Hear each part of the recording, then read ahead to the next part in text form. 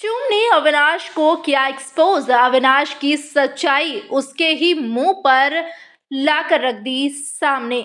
Well आखिरकार क्या हुआ है चूम और अविनाश के बीच में, चलिए पूरा मामला बताएंगे इस वीडियो में। वेल अगर बात की जाए तो जब विवियान डसेना को लेकर यहाँ पर नुरान ने चूम के सामने एक्सपोज किया था अविनाश को, कि अविनाश की दोस्ती पर जब सवाल उठाया था कि भाई अविनाश आपका गेम स्ट्रैटेजी जो है वो कहीं और जा रहा है, आप अपने ही दोस्त को चीट करके आप उनसे आगे जाना चाह रहे हो।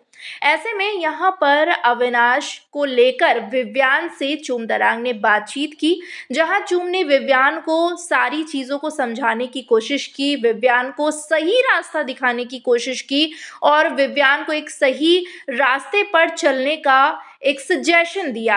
ऐसे में जब ये बातें अविनाश को पता चली तो अविनाश आते हैं चूम के सामने में ये सारा बात क्लैरिफाई करने के लिए और सवाल उठाते हैं कि भाई चूम, आप किस बेसिस पर अविनाश यानी कि मेरे खिलाफ मेरे ही दोस्त को भड़का रहे हो। जहां चूम कहती हैं कि भड़काना तो नहीं कहते हैं इसको सजेशन देना कहते हैं, और आपने जो किया है सवाल तो आप पर उठ रहे हैं, आपकी दोस्ती पर उठ रहे हैं। नुरान भाभी ने कुछ तो जरूर देखा होगा कि सामने आकर मुंह पे आपके दोस्ती को, आपकी सच्चाई को सबके सामने लाकर रख दी। तो फेक तो आप हुए ना, मैं कैसे फेक हुई? मैंने कहा झूठ बोला, मैंने किसको भड़काया? जहां अविनाश कहते हैं कि देखो चूम, इस सब मामले में तुम मत पड़ो, तुम्हें नहीं पता क्या है क्या नहीं है।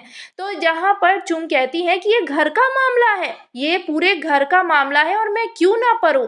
घर के मामले पर बोलना ही इस शो का एक रूल है। इस शो में अपने आप को, अपनी पर्सनालिटी को दिखाना, हर एक मुद्दे पर अपनी बातें रखना, यही इस शो का कॉन्सेप्ट है। और मैं, आप कौन होते हैं मुझे रोकने वाले कि मुझे इस टॉपिक पर बोलना चाहिए और उस टॉपिक पर नहीं बोलना चाहिए। जिसके बाद अविनाश कहते हैं कि देखो चूम, मैं तुम्हें बस क्लैरिफाई करना चाहता हूँ कि मेरी दोस्ती है, मेरा मैटर है, मैं देख लूंगा क्या करना है नहीं करना है, तुम बीच में मत पड़ो। जिसके बाद चूम कहती हैं कि देखो ऐसी बात है ना कि तुम्हारी दोस्ती पर सवाल उठे हैं, मेरी दोस्ती पर तो सवाल नहीं उठे हैं, या हमारे ग्रुप की दोस्ती पर तो सवाल नहीं उठे हैं। ना ही करणवीर, ना ही शिल्पा मैम, ना ही मुझ पर, ना ही श्रुतिका पर। हमारे पेरेंट्स तो आकर, हमारी फैमिलीज आकर या किसी की भी फैमिलीज आकर हमारी फ्रेंडशिप पर तो क्वेश्चन नहीं की है, लेकिन तुम्हारी फ्रेंडशिप पर क्वेश्चन की गई है तो बातचीत तो होगी और जवाब देना होगा।